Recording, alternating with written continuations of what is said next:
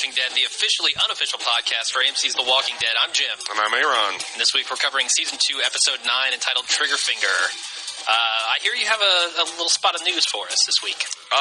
Yeah, last week there was an article from The Vulture that came out to interview Glenn Mazzara, and he, probably for the first time, opened up about the backseat politics of The Walking Dead. Oh, with Darabont? His differences with Darabont. Oh, yeah. And this has spawned like a whole huge wave of criticism on The Walking Dead, which I think is interesting because this episode kind of polarized people, and we'll get to that a little bit. But he cleared up a couple things. Number one, he does not consider there to be a budget crisis with The Walking Dead at all. Yeah. So all these budget cuts, like I've been saying all along, and I know Seppenwall's also been saying this, that the budget cuts, when you talk about the entire budget per episode, don't amount to hill of beans. Two, that it seems like that Darabont's problem was that he couldn't really make the transition to TV. That he was seeing this season as like a whole movie where, well, of course nothing's happening until the third act and the last few episodes because that's the way it's supposed to be. And he was always going for these kind of gotchas and twists instead of, and painting the characters in broad strokes. Because if you're making a 3-hour movie, sure, be generous, or 2-hour movie, that's about the only brush you have to paint with. Yeah, definitely. You can have this one scene and it's like intense, whereas in The Walking Dead has kept that same scene get repeated again. And when you think about it, TV's got to be pretty difficult to pull off because they don't just have that one thing to be concerned about. Every episode you need those 3 acts, and every single season you need 3 acts. How do you balance that? So I sympathize. Right. So, but he said that because of that, the show was perceived as being too slow, and he actually mentioned he was happy with that criticism. Oh, wow. And that he wanted to bring back some of the intensity from his days of The Shield to The Walking Dead, which I think are things that, as fans, we want to hear. I didn't know he worked on The Shield, but that's pretty cool. Right. But it's also... He talked about how difficult the transition was because a lot of the cast and crew were personally loyal to Darabont, and he got kind of framed as this Benedict Arnold type, and that was a difficult thing to work through. So Benedict Arnold, right? Anyway, Benedict for a long time. So anyway, if you want to read that, I'll probably post it to the Facebook site tonight before the episode drops. Cool. I'll definitely link it to the show notes, but I thought it was pretty illuminating. Yeah, definitely. All right, are we ready for the recap? Are we going to talk about our thoughts of the show up front? Sure, let's do that. Well, what'd you think? Once again, we did not... No, we did watch this together. We watched this, yeah, we did. It didn't feel like we did. Sure. So I thought this was a mixed bag as far as an episode of The Walking Dead. I thought you liked it a lot more, and I would be comfortable attacking it from the rear. No, don't get me wrong. I liked it a lot, but there were some moments in there where I was thinking, man, this is ultra melodramatic bullshit. And there were moments where I was thinking, man, this is freaking awesome. Oh, you know what? So I think actually the parts that you liked, I didn't really have much of a problem with, or that you didn't like, I didn't have much of a problem with, and I kind of enjoyed. If you're referring to the... I'm referring to the build-up to whether or not Glenn had been shot, and also the way Lori handles Shane later in the episode. Okay, well, then maybe we're on the same page. Okay. I think that this was a pretty big regression back to Season 2.0 mean. And I think I can see the reasons why. What are the reasons for that? It just seems that Rick takes 2 steps forward of being the badass leader of this group that he needs to be given the zombie apocalypse, et cetera, et cetera. This episode, he deliberately takes 1 step back. What is that? And risking everybody's life to save that young guy whose leg was impaled on the wrought iron fence. And Shane calls him out. And then taking him back to the group. Yeah. Both of those things were objectively stupid. I can get behind you on that, yeah. I mean, again, if this was any other scenario but if this was a zombie outbreak and not an apocalypse, I could argue that that's okay. But this is no TV or radio on the air. Full-blown apocalypse. Full-blown. Yeah. It's full-blown apocalypse. It doesn't get much more blown than this. It's FBA. Yeah, you cannot blow more than... Because 1 step over to zombie apocalypse is just zombies. Yeah, it's no more humans, and there's no one around to even notice. So that's the last stop towards oblivion. We're a full-blown apocalypse. So Rick doesn't get any breaks for that? Hell no. Okay. And I think he regressed a little bit back to, a little bit more beta. Okay. Beta. Well, we'll talk more Not about better, this stuff. better. Like beta. I got Beta. Like Beta Max. Yes. Not Better Max. Beta minimum in Rick's case. All right. Let's get into the recap where we can talk more about this stuff. Sure. So it opens up with Lori after her wreck, waking up to a zombie trying to get into the car. And what I thought this scene was a killer way to open it. Well, and it helps to watch it in the dark with the sound cranked up. Sure, yeah. But the feeling there was just so creepy. I actually thought they should have played it where she didn't wake up before the intro.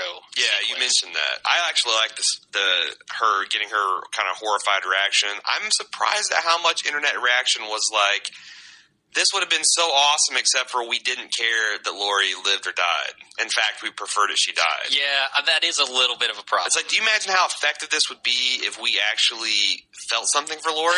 Yeah. Because I'm squarely in the camp of, I don't like her. Yeah, I think she's bad for the group.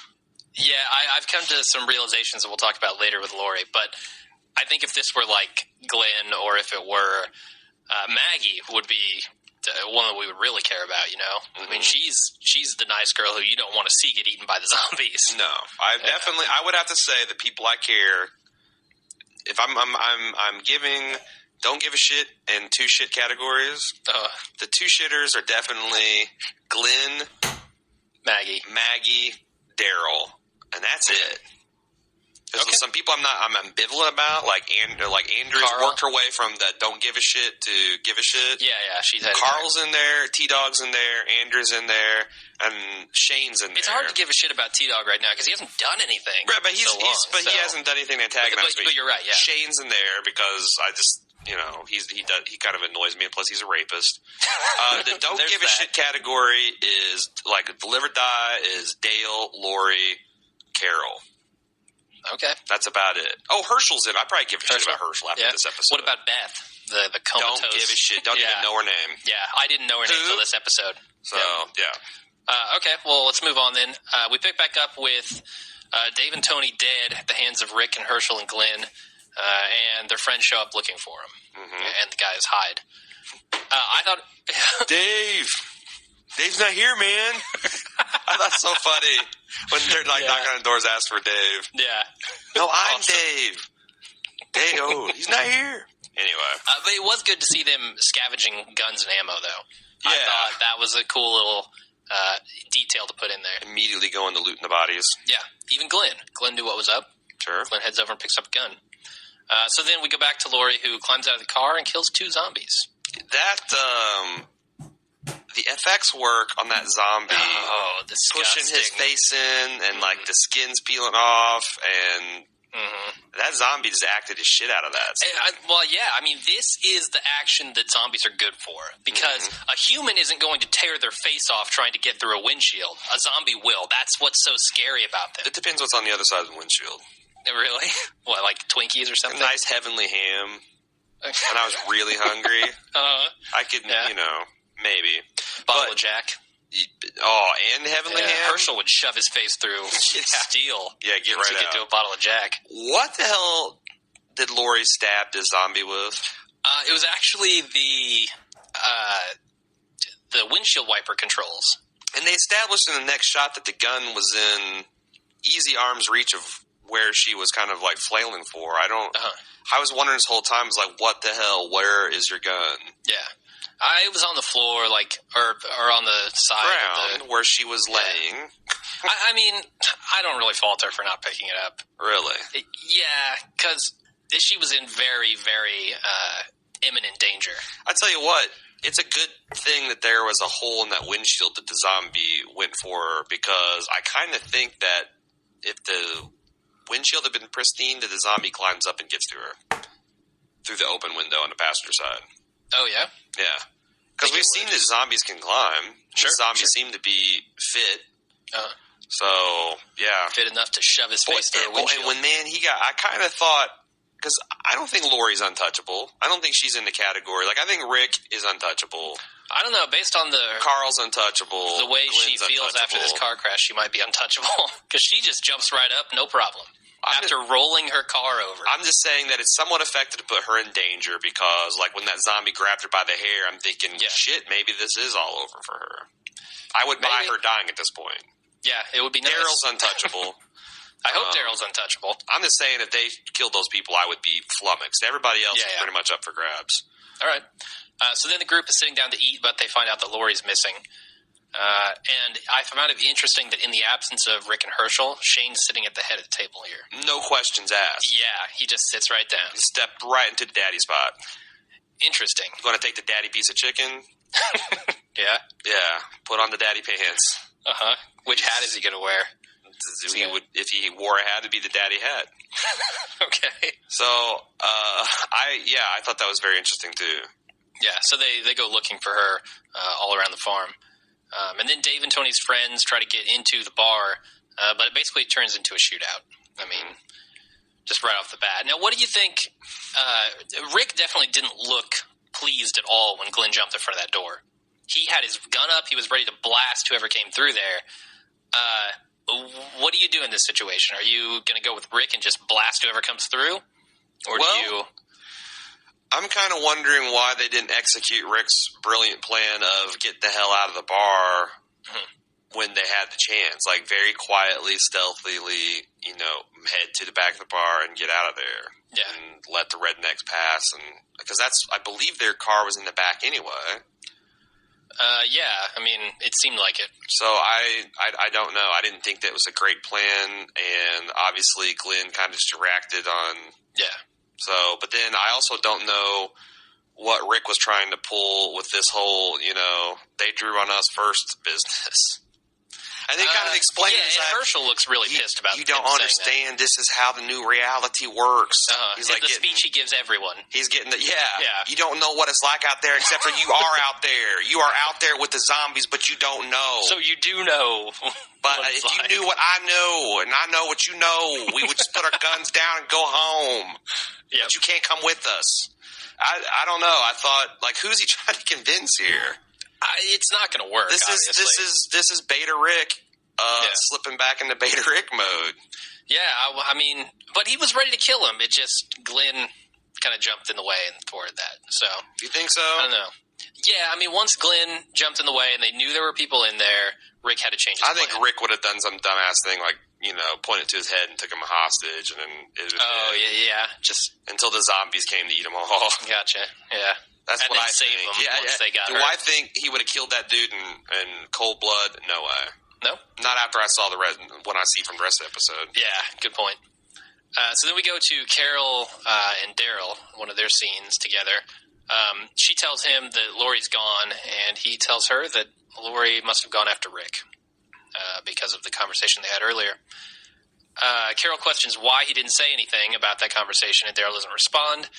She then pleads with him not to distance himself from the group, but Daryl doesn't care. Daryl just gives her the silent treatment there. I like here that Daryl is as kind of the voice of the audience calling Lori a dumb bitch who went off to try to save her husband who didn't need saving. That was pretty good. And I feel like Daryl oftentimes is the voice of the audience a bit. When stupid shit's happening, he calls it out. Him and Shane, yeah. Are both the voice of the audience. Yeah, Daryl more so in season 1, for sure, where he's threatening to kill everybody with an axe. Yeah. Shane stepped up a little bit in that role this season, though.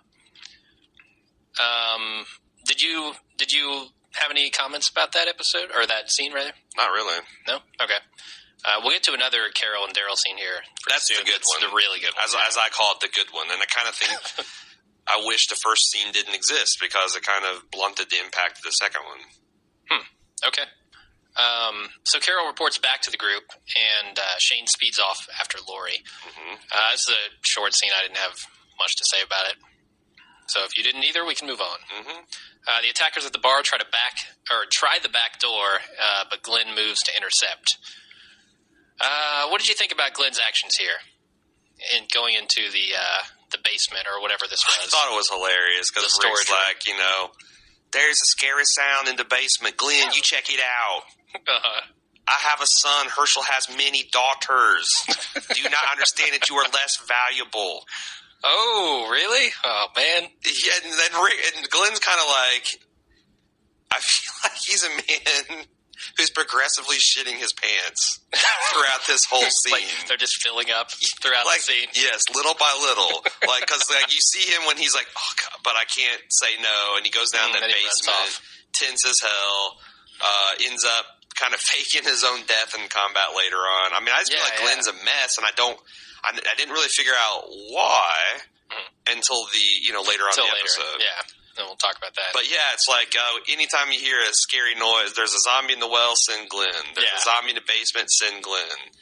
Need to go get someone out and get the truck to pull it around when there's a bunch of crazy gunmen and zombies outside. Shit, send Glenn. Maybe Rick was using his size as the reasoning here. Well, he's less likely to get hit. There's less of him. Yeah, I don't know. Just like he did in the well. So then Shane finds Laurie's car and 2 dead walkers, but Laurie is nowhere to be found.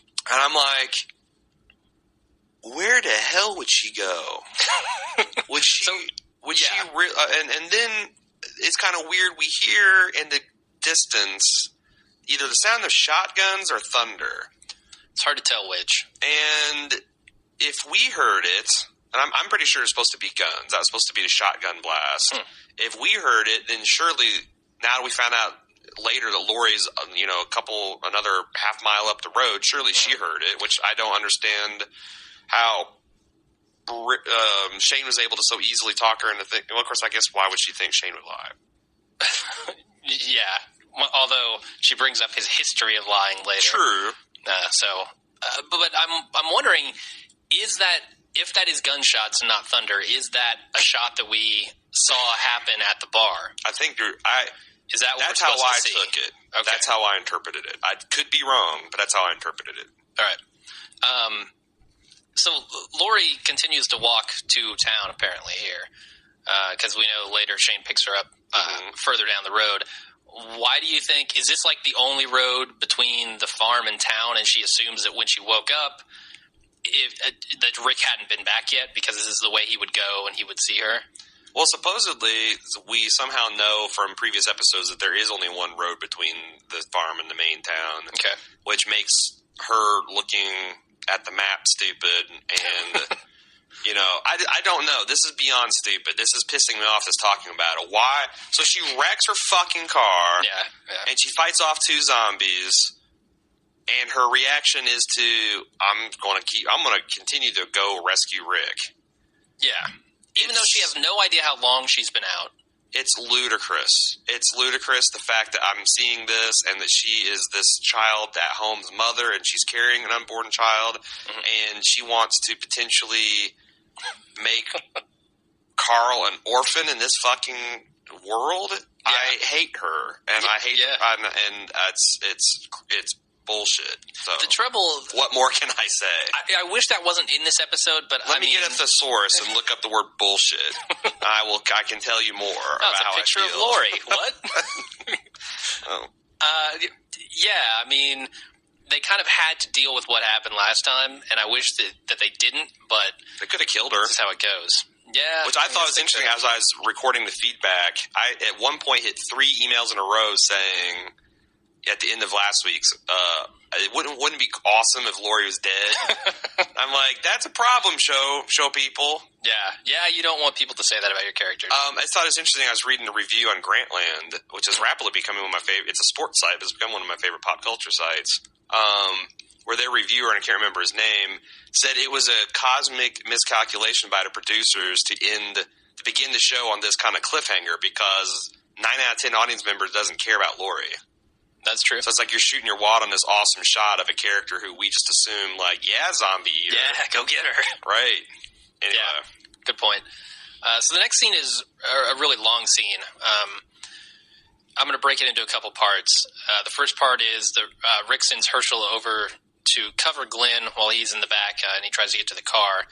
They get ambushed, and Glenn goes down. This is the whole thing where They think Glenn has been shot, and they kill the other guy, and they watch the dumbest man on the earth jump off of a rooftop and impale himself on a fence. And the rest of the guys drive off where they're yelling about roamers. All right. This scene, to me, I like the action that happens behind the bar, but I don't like anything about this Randall guy who jumps off the rooftop. There's nothing I like about him. I'm at a loss because, I mean, I can't see how this happened. It looked like he jumped, ricocheted off one building. It's like a Rube Goldberg contraption. He ran down a ramp. A bowling ball knocked some pins over, a fan turned on and blew a little sailboat across a tub of water, and then he impaled himself on an iron spike. I've watched it 6 times. I still don't know what the fuck happened and why he thought that was remotely a good idea. Yeah, and why everyone was telling him to jump. Where's he going to jump to? Why wouldn't he? Just because level, there's several different. Okay. He climbed up there. Somehow, yes. He probably is up there. Didn't take an hour. I'm assuming it probably took 30 seconds or so. There were no zombies visibly trailing the truck. And if you're going to jump in anything, why not jump in the truck? It's why? Sure. Or at least work your way to the second level and do that thing where you kind of hang off and, then you're 5 to 6 feet closer to the ground and drop. Yeah. And that just... Again, this kid is dumb. It's it reminds me of the scene in episode 201 where they framed this deal with the road where the zombie horde just came out of nowhere. Yeah. It's you can pull this scenario off, but for me as an audience member, not to be going I wrote the word WTF no less than 3 times in one paragraph in my notes because I just couldn't believe okay, Lynn, what all's going on here. Mm-hmm. You can do that scenario. I just wish they'd set it up a little bit different. Yeah, I get you. I feel like they didn't storyboard it. They just we got a stunt man. He jumped off the roof and hurts himself. Jump in front of it. Well, we can't. The crash mat's way too big. It's sticking out for the truck. Have him bounce off that building, land in the alley. We'll put a dumpster and a fence there, and he'll get. That's. I just made it up and went with it. Sure. Anyway. The other thing here is where Glenn may or may not have been shot, and there's this whole big buildup. You didn't think this was over the top with Herschel saying, I think he's been shot. He's not moving back there. And I thought he was and Rick on his way calling out, Glenn, are you all right? Glenn not answering. It all just seemed overly dramatic. Maybe, but, Glenn's not really a hero, and, PTSD is real, and it could have been him just kind of having this heroic blue screen of death where he just... And that's what it was. I mean, right. We know later that he was thinking of Maggie and himself. I thought it was not actually wanting to die. Way more realistic than him Ramboing up and blowing his way through some weird gunmen and zombies and roaring up to rescue with the truck. Shia LaBeouf or whatever. Again, it was just the way this was shot and framed, I guess, that made me think, man, this is too melodramatic for me. Right. Anyway, so let's move on to part 2 of that scene. This is when the guys make a break for the car, but Rick has apparently gone off to save this idiot who impaled his leg on an iron gate. They debate how to get him off the gate until the zombies close in, and then they don't have time to remove his leg, so Rick just pulls his leg off the fence, and they all get in the car. Which, if that was possible, why didn't they just do it from the beginning? Well, it wasn't a good idea. I think Herschel there explains that if we just pull him off of here, he's going to have, horrible damage to his leg. Well, but if they cut it off, it's going to be just fine? But he's saying, he might bleed to death because of this, whereas he could have easier access, I guess, to fix it if his leg weren't there. See, here's the thing. The show had an opportunity to be awesome and have them jointly decide to put this guy out of his misery. And Herschel suggested that. Yeah, they almost did it. And that would have been, to me, much more interesting about, as they're riding, you could have the scene where they're all riding, what are we going to tell? Mm-hmm. What have we become? Some navel gazing there. Not that that's particularly interesting, but this whole thing of Rick walking all the way back to, we must rescue this guy that was just shooting us is, Glenn's calling bullshit. Herschel's not happy about it. In fact, I don't know.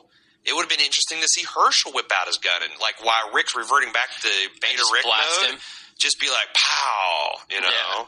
Well, I feel like the writers know what they're doing here. I don't enjoy this. The writers definitely know that they're trying to create this conflict within Rick, where last episode we see him blow two guys' heads off, and then this episode we see him saving people. See, if I was still writing reviews, I would have said what's the problem with that storytelling approach is this is much like Anakin's fall to the dark side, which I didn't think was particularly well handled in the movies either. But you know, you kill Mace Windu, and you go to the temple and you kill a temple full of young Jedi. You're bad. Yeah. And it's not like the next scene you should see Darth Vader, but Death Star, boss? You think that's a little extreme? We're going to be blowing up planets now? No, you're all in. Once you choose to, like Lori said, kill the living to protect your own, it seems like that should...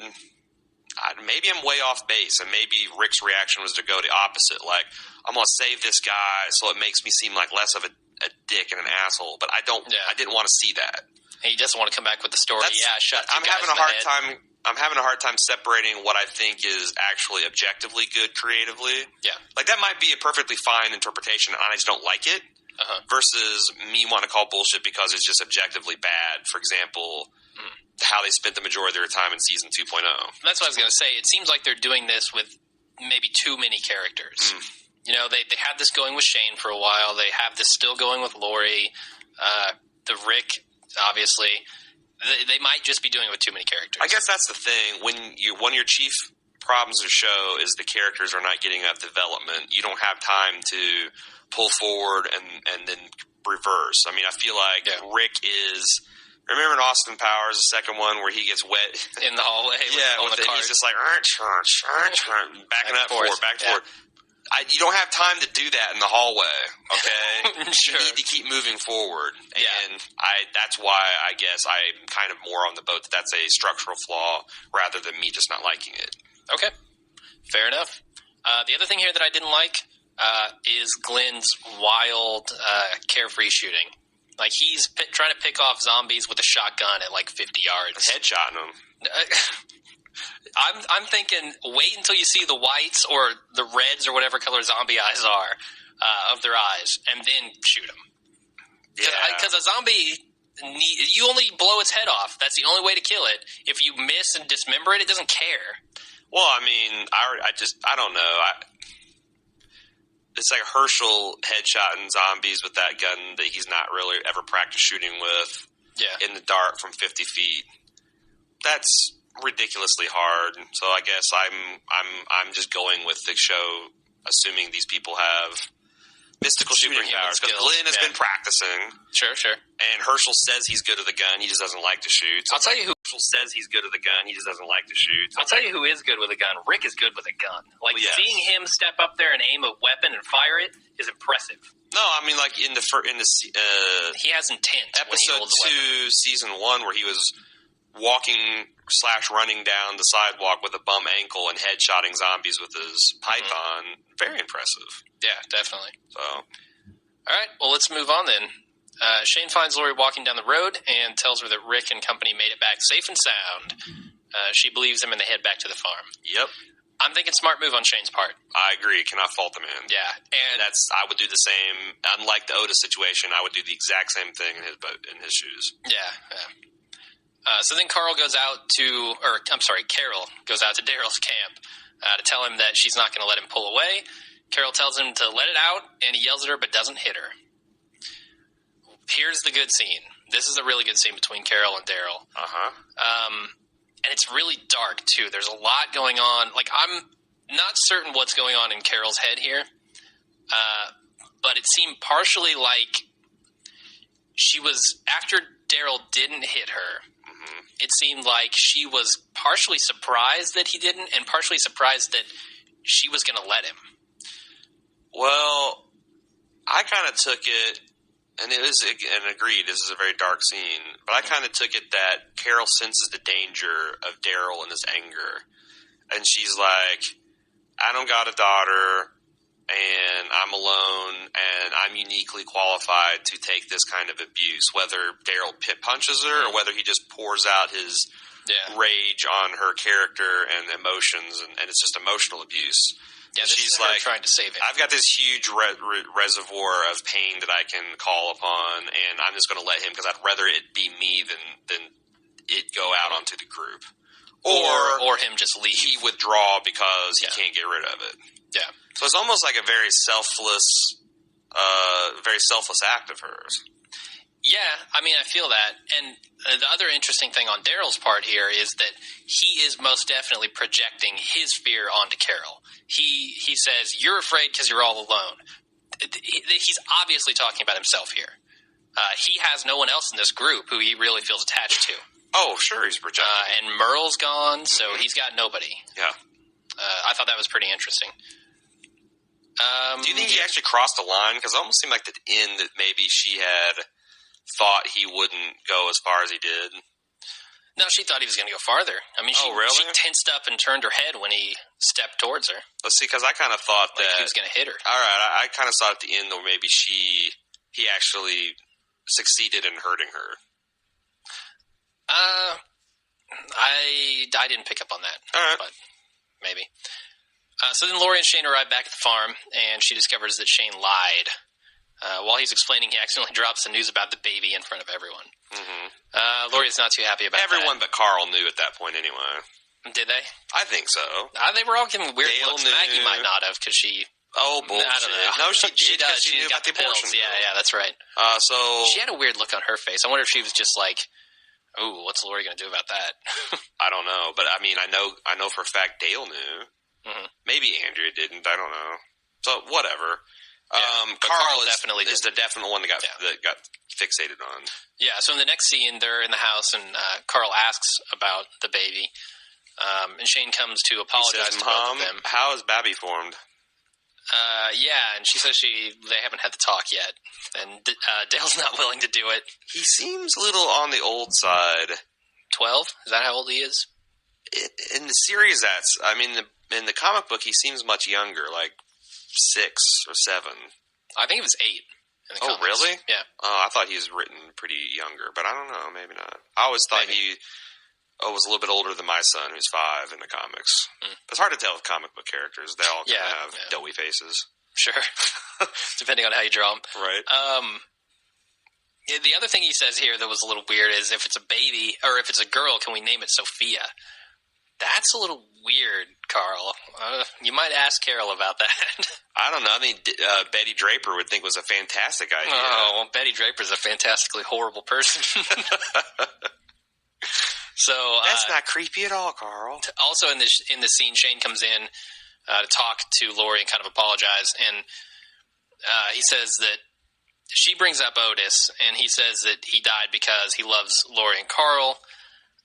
Lori tells Shane that Rick told her, or that she told Rick about the relationship and calls it a mistake, and Shane makes the case for why it wasn't. The way she said, I told Rick, I think this shows I fucked Ted. Oh, yeah? Yeah, like in the way it was said and the reaction it had on the male part of the show. Yeah, Breaking Bad reference for people who don't listen to our podcast. Because it completely, stopped Shane in his tracks. Yeah, oh yeah. Like a 10-gauge shotgun to a rhino. I mean, he's just and then he started talking about, doing his Milli Vanilli, girl, it's true. Impersonation. Sure, yeah, definitely. So yeah, there's a lot of, I don't know. Shane definitely wants to impress upon Lori that he doesn't believe their relationship was a mistake and that she's better off with him than Rick. Again, it seems like a lot of this could be forestalled if Lori wasn't such a fucking hard ass. What do you mean? I guess from her position, she thinks Shane lied to her. I don't think Shane lied to her. I really think he thought that Rick was a goner. Well, we have information she doesn't. But if she was there, but I'm saying objectively, if she was there, she would be thinking Rick was just as dead. Oh, definitely, yeah. And that they escaped the Skinner lives from their hospital. So why can't, and maybe I've just answered my own question because she thought he was a liar, but why can't she just grant him that, yes, Shane, it's real. it was real. But my husband is alive, and I still love him, and I've got to stand beside him. Yeah, and I think we got an email to that effect. Just denying his emotions feels wrong and feels like something that would make you crazy.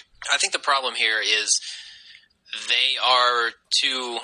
Shane is too passionate and Lori is too dispassionate about this relationship, and they can't just sit down and have a conversation. She won't give Shane the chance, and he won't take the chance to explain exactly what happened with Rick, why he thought he was dead. I think that would clear it up. Yeah, like you said, just sit down, have a conversation, and that would clear everything up. Of course, that you can say that about most relationships. Yeah, but Shane's still going to feel the way he feels, right? And until Rick is out of the picture, that's not an option for Lori. She's made that very clear. Right. So, I don't know. That's a rock and a hard place there. So then Andrea checks in on the comatose Beth, and a very worried Maggie tells her a story about Beth finding and destroying her birth control pills. I don't have much to say about this. It's just... basically Maggie reminiscing and being sad about her sister's condition. Mm-hmm. I mean, it's just a nice character moment and a very efficient character moment. It tells us something more about Maggie and her sister. Doesn't take a lot of time. And it kind of lets us know that Andrea isn't totally a heartless bitch, you know? Does that too. Yeah. She's still got some emotion. And also shows that I think if Andrea is representative of the group, that the group is pretty much on to her feelings for Glenn too. Gotcha. The way Andrea reacts when he goes, Glenn's is such a nice guy. Yeah. So, or a heck of a guy. So then Andrea prepares to leave with Shane to go find Rick. And Dale tells her not to go because Shane doesn't care about finding Rick. But he picked the wrong person to try to convince because Andrea is loyal to Shane. I love how... Did I say this to you, or did I say that? I can't remember when I said this or realized this, but I felt like I was watching a political debate.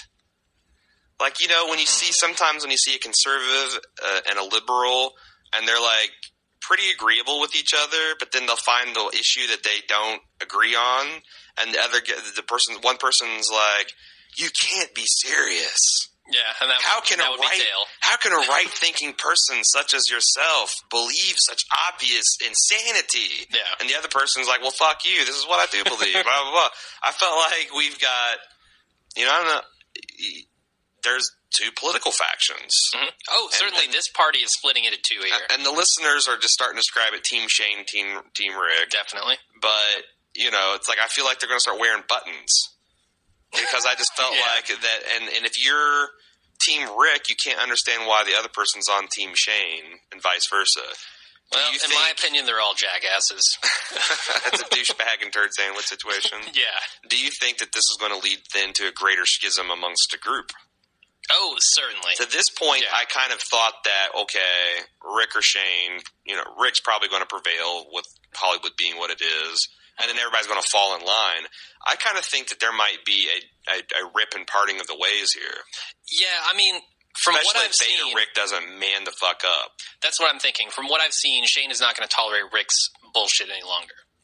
But not for much longer anyway. He's got maybe an episode or two until Shane is done with it. Mm-hmm. And that's when things are going to start splitting. I mean, Andrea is obviously loyal to Shane.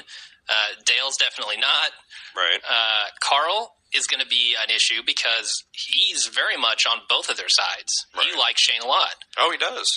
So, I'm interested to see how, where the perforation is in this group. Who goes with who. So then... Rick, Herschel, and Glenn, and I guess Randall is in the car, pull up just before Shane goes to find them. Herschel heads inside immediately to prepare the operating table as the group notices Randall. Not a whole lot here. They're kind of disappointed that Rick brought somebody back. They don't know what to make of it. And they don't know the situation yet on how Randall came to be in the car. So then the next scene, Rick explains it. Daryl, convinced by Carol's pleading, shows up at the house to see what's going on. That was a pretty cool touch there. Mm-hmm. Shane declares that we're back in Fantasyland, and also tells him to keep his mouth shut. Daryl was going to join them to look for Rick, too. Oh, was he? Yeah, he was all suited up and was ready to go with Andrea and Shane out. So I thought that was... No, I didn't notice that. You're right. Carol's efforts were not in vain. Definitely. Yeah, he realized that he was kind of being a dick, I think. Mm-hmm. So he's manning up. I'm kind of starting to feel bad for Shane here because even though he gets into rapey Shane mode every once in a while, everyone just all the time is shitting on him. But he is an asshole. But he's making the rational call. But he's an asshole doing it.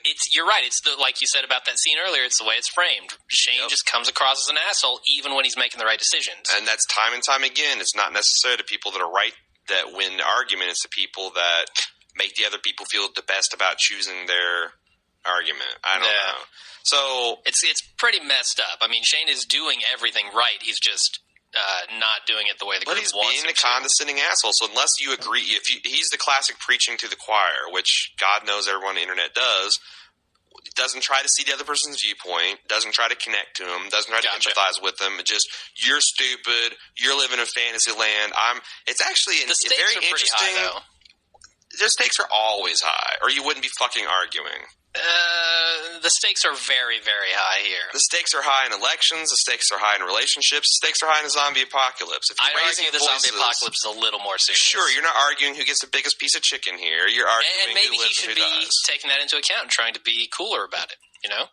That's what I'm saying. The higher the stakes, the more you want the other person to buy what you're selling. That's true. So that's true. And Andrea all but tells him that's like, you could use a little bit of a lighter touch. Yeah, that's coming up here in a couple of scenes. And interestingly, it would be a pretty good idea if Shane would let her be kind of his envoy.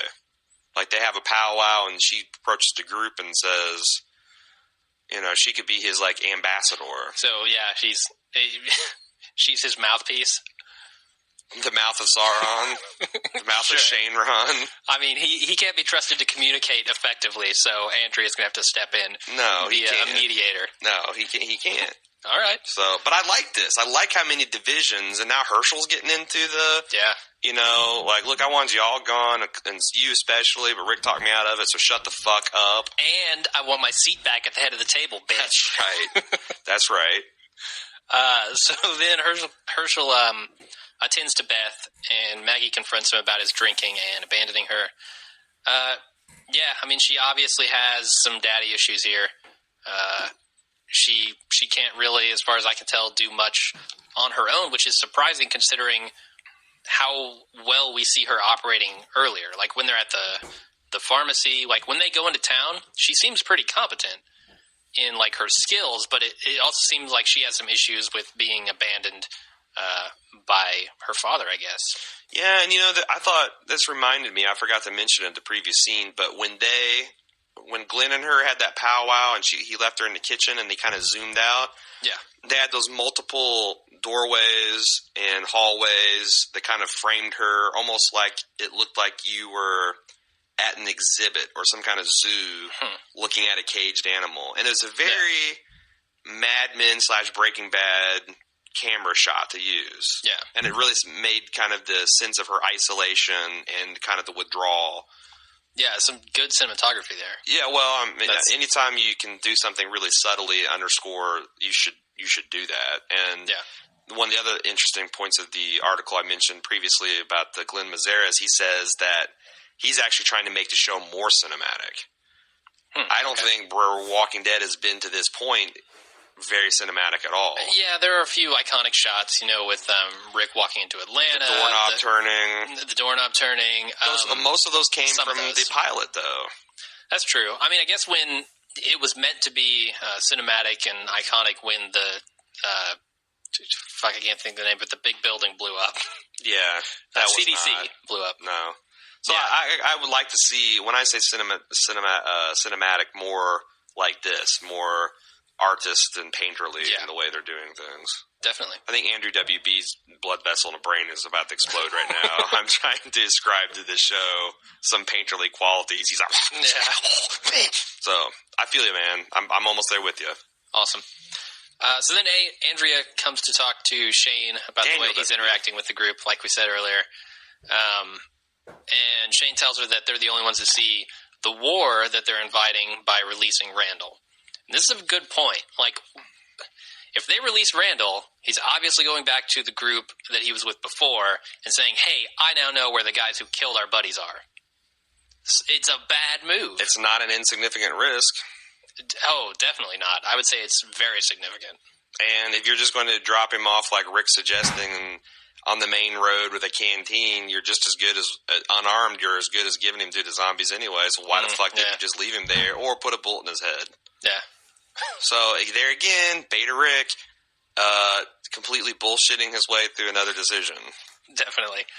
And we get to waste a whole other episode on the denouement of this bullshit decision. Oh, I can't wait. That's the payoff. I'm on pins and needles to see what happens to this boy. So then we get to the last scene where Lori and Rick are in the tent. She talks to him about the baby being his, and that she talks to Rick about Shane thinking the baby is his, but she doesn't agree no matter what she says, and then tells Rick that Shane killed Otis and that he's dangerous. Right. And she does it in this way. I've got a real problem. Well, okay, first of all, we can talk about when Lori complains that Shane lied to her. Rick just gives this smile, like this look on his face. It's like, what do you expect? You're a bitch. If he would have told you the truth, you would have bitched him out and tried to come after me. Yeah. So, and it's all said with just a smile. It's pretty funny. Right. But the melodramatic bullshit is when she says, "You killed the living to protect what's yours." I just didn't like the line. I felt it would have been more effective if she says something like, "Oh, so you killed these guys to defend us because you love us." Wouldn't Shane do the same? Was extremely literary coming out of her mouth. Yeah. Just as shocking as them pulling that camera shot with Maggie, honestly. I agree, and I saw a lot of people saying that this was very Lady Macbeth. I don't know if you get that reference or not. No, I've not read it. She's kind of almost... I kind of preaching this madness and poison and paranoia in Rick, except for... I guess what I'm missing is that it's not really paranoia if it's true. Yeah. I mean, everything she's saying about Rick is spot on. Mm-hmm. Or about Shane. Yeah. Yeah, everything she's saying about Shane is spot on, and it's something coming to a head, and it's better Rick know about that. So, yeah. I actually thought this was a pretty intense scene, and I liked it. Okay. It was melodramatic, and I did have some problems with the phrasing and her reading of the lines and the way she kind of, like, draped herself over his back. But I thought the scene was pretty effective. I guess a bigger problem that I have with this and Lori's kind of actions throughout the series, she seems very meddling. She likes to get into people's business. She likes to manipulate people. Yeah, but you said that. You say that. And I actually tried to get her into an argument with a Redditor today over this, and he wouldn't answer me. How is this manipulative? Okay. She's telling him the truth, not what to do about it. Manipulating someone is telling them a portion of something with a goal. What she does have a goal here. What's the goal? She wants him to physically deal with Shane. Because she says, he is dangerous. You need to deal with this. But I don't know if that means... The word dangerous to me means physically get him out of here. Yeah, but she also said you need to talk to him because he won't listen to me. So I think it seems like you need to... we've had the talk, now you and him have to talk, because until that happens, he's still going to be in quote-unquote fantasy land about me and the kids and all that stuff. But if you guys sit down and talk like brothers, that might reach him. I didn't see her, and maybe because they did play the awful, creepy, weird violin and it's kind just of music in the the way background. She phrased it. The word dangerous to me does not mean go have a talk with him. It means go deal with him no matter what happens. Fair point. But I just feel like between that and like all the stuff she's done with Carl and Shane, like yanking Carl away from Shane and then having him go save her, and like just all this stuff that she's kind of flip-flopped on, it seems like she's playing with him. I also thought that this is the most reasonable explanation for why Shane killed Otis. Okay. Because he loves Lori and Carl? Well... At first, it's like, he was just giving Carl the best chance of survival. I never bought that because it seemed to me that they weren't really having... And if anything, Shane was the one that's going to die. Yeah. Because he was the one that's kind of gimpy and all that kind of stuff. But Shane sacrificed Otis so that he could have Lori. Yeah. So it was a on-the-face selfish act. It wasn't selfish for his group and selfish for Caro is selfish because he wanted Lori. Yeah. And if he gave the medicine to Otis, then that wouldn't happen. How does this what dynamic does this create here with the juxtaposition of Shane and Glenn both acting selfishly, Glenn not acting selfishly, Glenn feeling selfish but not acting, Shane acting. I mean, that's certainly in his character. That's a fantastic point, Jim. They're almost like mirror images. Yeah. One is is got this like self-loathing selfishness, and he becomes a coward over it, and Shane murders people. Yeah. He goes to rage, one goes to kind of shame. I mean, I don't know if I'm going anywhere at that point, but it just shows the difference in the ability to handle tough situations between these guys. You know, I mean, Shane acts, Glenn doesn't. Mm-hmm. That's kind of their characters in a nutshell. Yeah, I think up to this point. And I hope Glenn comes out of that a little bit because I'd like to see him do more. But that's it for the episode. Do you want to do Zombie Kill of the Week and the Idiot Survivor of the Week? Go for it. Zombie Kill of the Week, unfortunately, I have to give it to Lori with the windshield wiper column. How about when she the eye? Capped that zombie? It was cooler when she stabbed him through the eye. She busted a cap in that zombie. Plus, it was a creepier zombie who got it I'm first. making a pun about the hubcap. Come on. Oh, yeah. See. Double capped him. There you go. That's even better. All right. Thanks for bringing that one home, Jim. And Idiot Survivor of the Week, obviously Also, Randall. No. It's Randall for jumping off the roof like he did. Okay. He's not one of the group, but he is a survivor. Okay, you're true. That's true. That's true. Who would you give it to? You are also true. You wanted to give it to Lori. I want to give it to Lori. I wanted her to have the double header. She double capped and double header. What did she get the dumbass for surviving and then walking back into the danger? Okay, who the hell?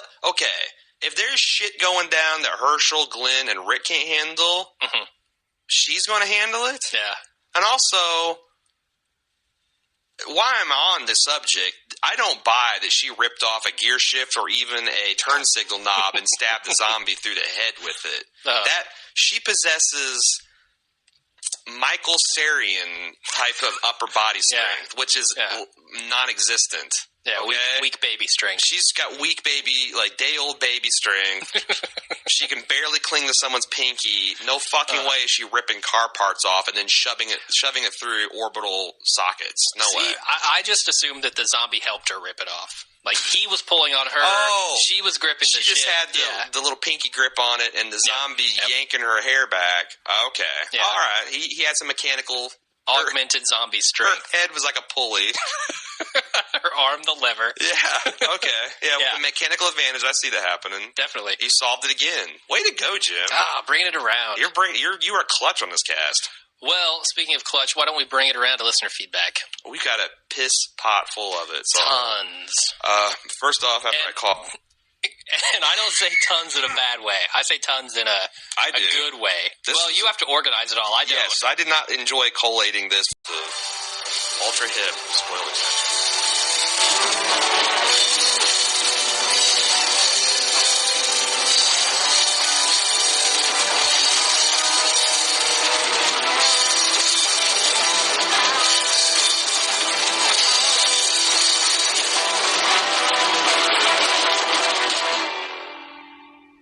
With the spoiler section, go ahead and roll the clip for next week.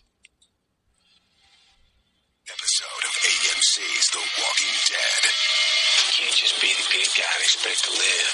Not anymore. My husband is out there. We are trying to create a life worth living. Don't you dare tell me that I take this for granted. Stay away from her. Don't you step inside this house again. It's my call, man. I think you can keep them safe.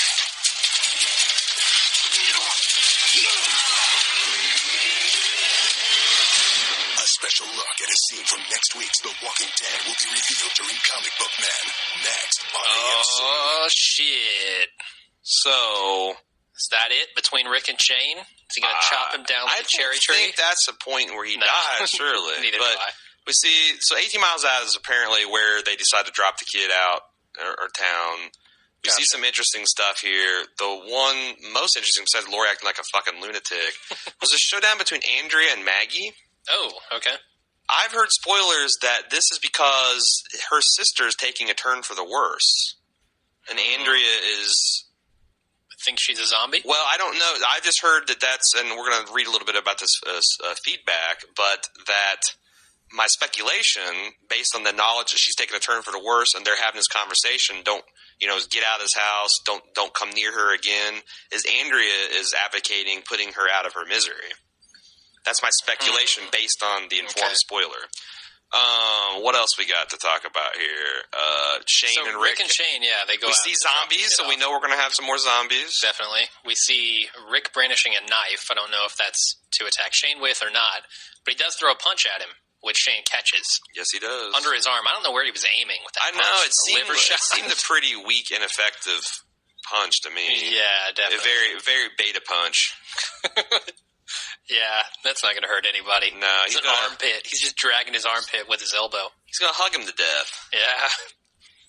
He's going to hug him to death. Oh, and they got the headbutt from Shane. Yeah, that's aerodynamic head right to Rick's. Andrea savagely running across the ground.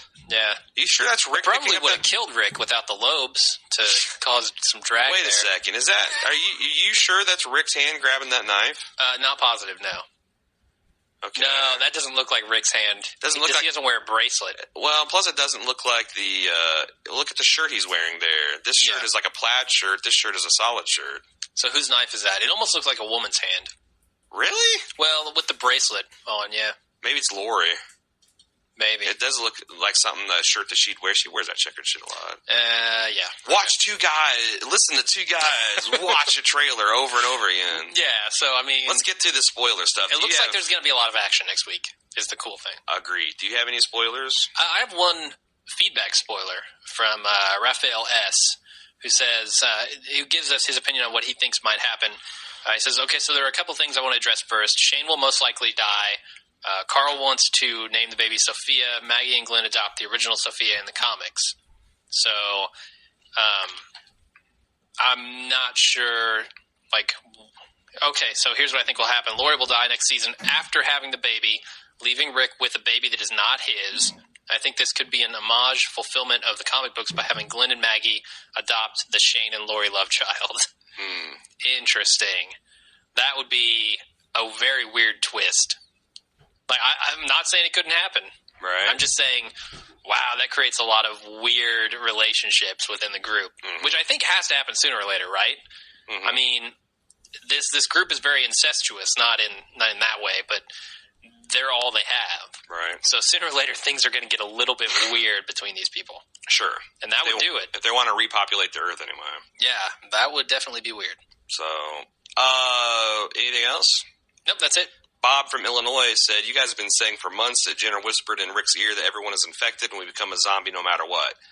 I definitely agree with that because what else could it be? I don't care. I mean, it's probably, I don't know that I've been saying that other than that's probably the most likely thing from the small pool of options you could have said. Other than, again, I'm a big fan of the whole slipping tongue. The tongue in the ear? Yeah. You're a very attractive man, Rick. One more thing before I die. I've always wanted to make out with a man. He just ticked off something from his bucket list. However, going off the spoilers that you guys revealed, Rick stabs Shane and kills him. Shane returns as a zombie. Carl shoots him. This would seem to mesh with Jenner's pronouncement that we are all future zombies. On the other hand, if Rick had this vital information, you would think that he would shoot Shane in the head to ensure he definitely would not come back. So either Rick is a careless dumbass, I added the dumbass myself, or Jenner didn't tell him about the survivor's inevitable future. Either way, the Jenner secret has to be the worst handled story hole in recent memory for TV shows. Definitely. Yeah, I have to go back to Lost, completely forgetting about Walt before I can think of a more ineptly handled plot line. Sure. And you're right. Like, if it goes to pass, and I have no reason to believe it won't, the way that the spoiler secret agent outlined it for us last week, Rick is a complete idiot to not shoot Shane in the head if he knows that's going to happen. So that is a big plot hole. Right? Yeah.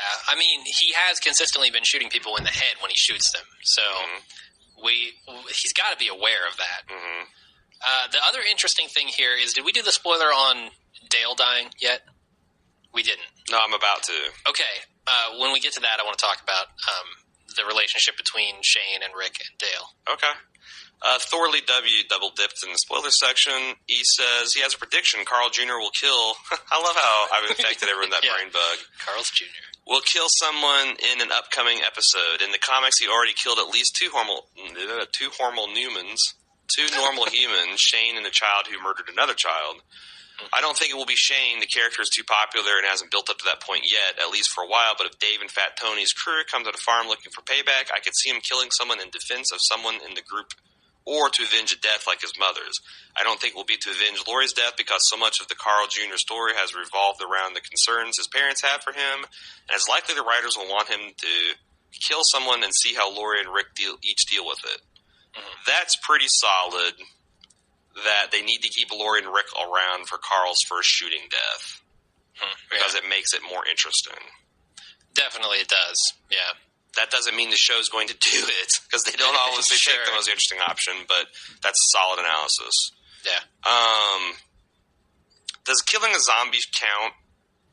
Because it's kind of cheap if they do have him kill Zombie Shane. It's a little bit of a cop-out compared to how hard the comics went. And I'm kind of starting to worry that this show is always going to be pulling its punches compared to the comic. Maybe. Because comics has some fucked up stuff in it, man. Definitely. You haven't seen suicide some of the fucked up stuff that I've seen. Yeah. So, Michael D. says he delivered us a synopsis. This is a Proud Bald Move tradition. We read the synopsis from upcoming episodes for 2:10 through 2:13. This season feels extremely short. Yeah, that's it, 2:13. I guess I was expecting it to be split, I think. Well, right, because I guess I expected it to be split into 2 8-episode, giving a total of 16, but there's only 13, so this is a mad dash to the end. Yeah.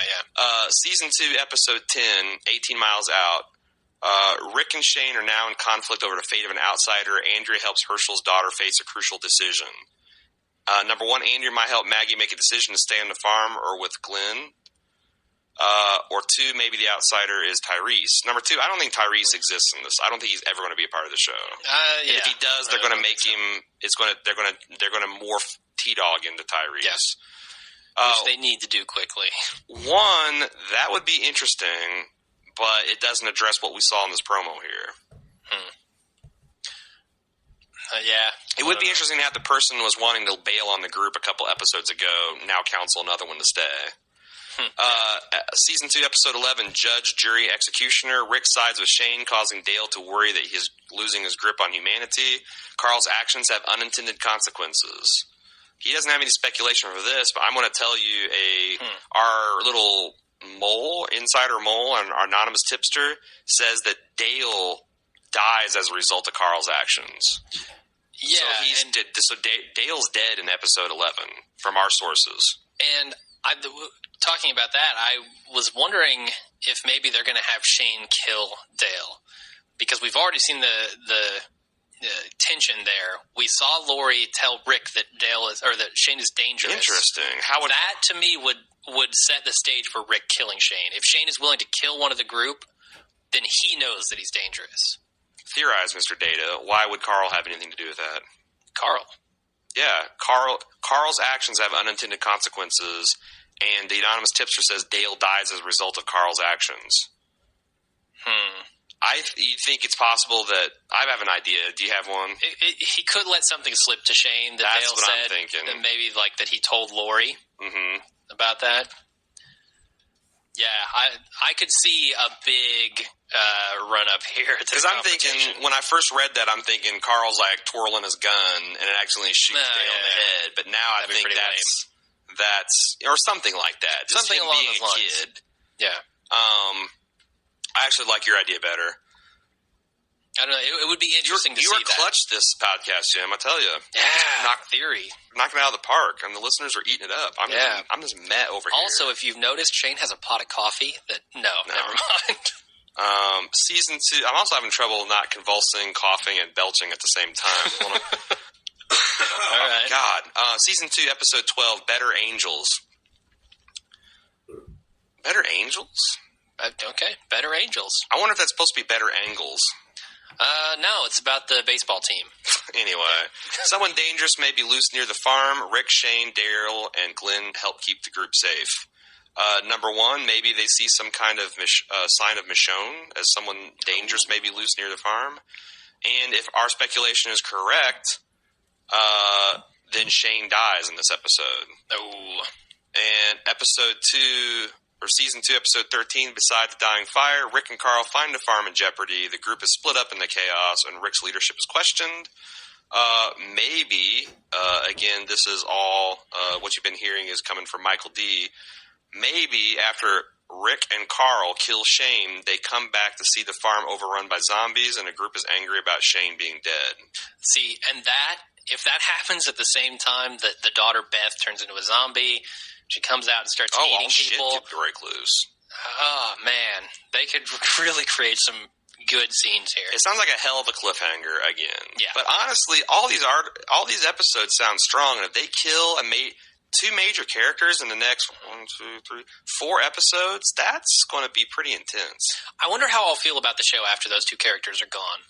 Because I feel like Shane adds just a massive amount to this show. Without him, I would not be nearly as interested in it. But I think Rick can do that, and also I think Rick's a more interesting character, and Dale, whatever. This love triangle between him and Lori and Shane is what is causing and this whole, like, Rick's not a leader, Rick is a leader, is causing so much of this bullshit melodrama, as you call it. Yeah, it does need to resolve itself. The best way to resolve it would be, I honestly wish that, and I said this on Facebook, in this massive thread that I was engaged in with the listeners, I wish that Shane and Lori both would die, because I think the only interesting thing in this whole relationship is the relationship between Rick and Carl.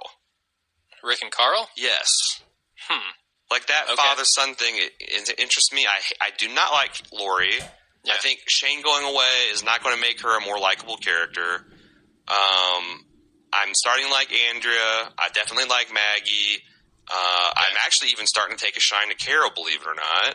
I like Daryl. If they're going to do away with Dale, if they could do away with Lori, that in one fell swoop is destroying most of the cancer that's killing the show. Yeah, like I said, she's a drama queen, man. She's stirring the pot. Lori does die not too far into the comic books. All right, get her out of here. Gone. She dies at the end of the prison storyline. Yeah. So, whether they kill her this season or next, I think she needs to die to make room for development of Carl. And plus, what do you think about what Raphael said about her dying after she has the baby? I don't like it. I don't like this group running around the baby. No? I feel about the baby the same way I feel with Raylan and Winona. Gotcha. Yeah, it's just going to tie it down and make it, Yeah, the baby's going to make the main character less interesting. The baby's going to be a MacGuffin that's always in danger, and, It's going to be the new Sophia, and it's even going to be named Sophia. Man, I had a point about... Shit. See, this is the first time it didn't come through. Yep. You fucking weren't clutch, Jim. You've undone all your clutch work to this podcast. Well, then that's the end of the episode. No. Yeah, pretty much. It is? Okay. Unless I can get it back, and nope, it's gone. Nope. All right, well, join us next week where I will totally destroy Aaron's train of thought once again.